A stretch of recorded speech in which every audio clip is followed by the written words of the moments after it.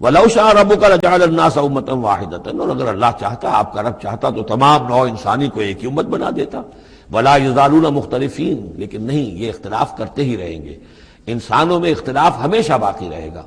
صرف فرق یہ ہے کہ اختلاف کو ایک حد تک رکھا جائے، تفرقہ نہ ہو جائے. اختلاف اختلاف ہے، ایک رائے میری، ایک رائے آپ کی ہے، ٹھیک ہے، آپ کی رائے، آپ کے پاس یہ دلائل ہیں، آپ کا دل اس پر ٹھک گیا ہے، آپ اس پر عمل کیجئے.